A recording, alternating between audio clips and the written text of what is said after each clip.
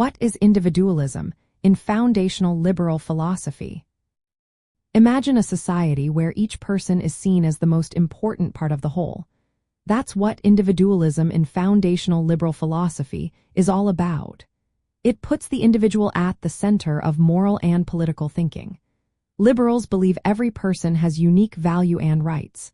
They also think each person can make their own choices. This idea is different from approaches that focus on groups or the state. Instead, it emphasizes that individuals are the basic units of society. At its core, individualism assumes people are naturally free. This freedom includes the right to think, speak, act, and chase personal goals without unnecessary interference. Liberals believe that individuals are usually better judges of what's best for themselves than external authorities. This leads to a focus on personal autonomy, meaning people should govern their own lives.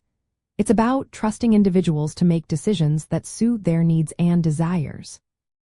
Key principles of liberal individualism include protecting rights like life, liberty, and property.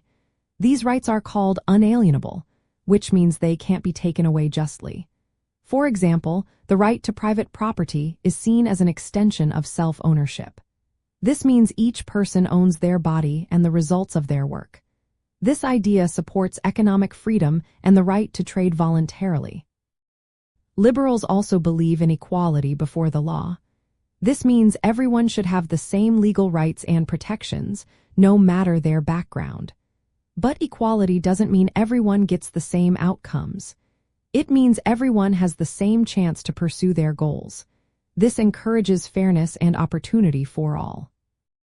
Another important idea is limited government.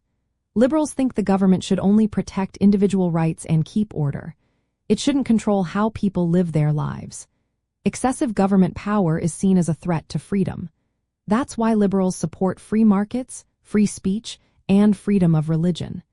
These are areas where individuals can make choices without being forced by the state. Individualism in liberalism doesn't mean people must live alone. Cooperation and voluntary associations are encouraged. But these should be based on free choice, not force. The idea of subsidiarity supports this by making sure decisions are made at the most local level possible. People and communities should handle their own issues whenever they can. In real life, liberal individualism influences laws and policies. It supports the right to privacy, freedom of expression, and the ability to start a business without heavy rules. It also forms the foundation of democratic systems, where people have the right to vote and take part in government. Some critics say too much focus on individualism can cause social fragmentation or dependence on the state. But from a liberal point of view, respecting individual freedom makes society more dynamic, innovative, and responsive to everyone's needs. So, in simple terms, individualism in foundational liberal philosophy is about seeing each person as the main unit of society, with rights and freedoms that should be protected. This view shapes how laws, economics, and politics are designed, always aiming to safeguard personal autonomy, limit government power, and ensure equal rights for all.